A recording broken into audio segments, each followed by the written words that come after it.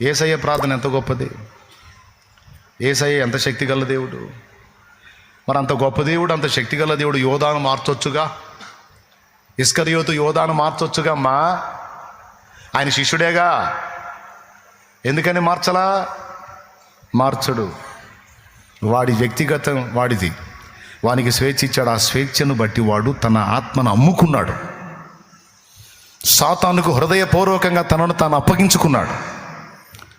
చివరి నిమిషం వరకు వాడిని హెచ్చరిస్తానే ఉన్నాడు. అది నా యేసయ్య బంగారు మనసు.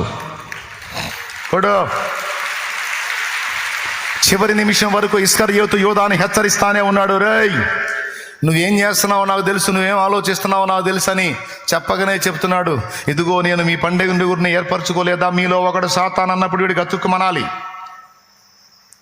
ఇదిగో మీలో ఉన్నవాడు ఒకడు నన్ను అప్పగిస్తాడని ప్రభు అన్నప్పుడు వీడు గతుక్కుమనాలి. ఎందుకంటే ప్రతిసారి వాడిని టచ్ చేస్తూ ఉన్నాడు యేసయ్య, అయినా సరే వాడు ఒప్పుకోలా. ఆఖరికి భోజన పంక్తిని కూర్చున్నప్పుడు కూడా మీలో ఒకడు నన్ను అప్పగిస్తాడు ఈ వేళ అని అన్నప్పుడు, ఎవరికి వారు నేనని గింజుకులాడారు. ప్రశాంతవదనుడు యేసుక్రీస్తును యూదా చూశాడు. నేనా ప్రభు నేనేనా అని గురువు నడిగినాడు. నిర్వికారుడు నిర్మల హృదయుడు ఇస్కరియోతును చూశాడు. నీకే తెలియును యూదా, నాకిక జరుగబోవు మర్యాద.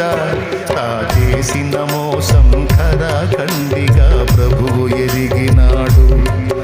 అవమాన భారము మోయకవాడు వెళ్ళిపోయినాడు. దేవునికి స్తోత్రం. ప్రభా, నిన్ను అప్పగించే దుర్మార్గుడు ఎవరయ్యా? నిన్ను అప్పగించే దుర్మార్గుడు ఎవరయ్యా? ప్రభా, నేనా యోధా? ప్రభా నేనేనా? మిగిలిన వాళ్ళు నేనా అన్నప్పుడు స్పందించలా. యోధా, ప్రభా నేనేనా అన్నప్పుడు, నీకు తెలియదా యోధా అన్నప్పుడన్నా వీడికి ఎలగాలగా. నా బతుకంతా తెలుసుకున్నాడు, ఆయన ముందు నేను నటించలేను, ముసుకేసుకోలేను, ముసుగులు ఓడబీకేవాడు ఆయన. ఎందుకు ఆయనతో చతురు? ప్రభా నన్ను క్షమించని కాళ్ళ మీద పడతాడేమో. ఆఖరికి రొట్టె విరిచి ఇవ్వబోయేటప్పుడు కూడా ఛాన్స్ ఇచ్చాడు, మాట్లాడాడు, అయినా వాడు మారలా. హృదయాన్ని కఠినపరుచుకున్నాడు. ఆయన ఏం చేస్తాడు? నీ కుటుంబ సభ్యులు హృదయాన్ని కఠినపరుచుకుంటే నువ్వేం చేస్తావు? ఏడ్చి మొత్తుకోవటం తప్ప నువ్వేం చేయలేవు.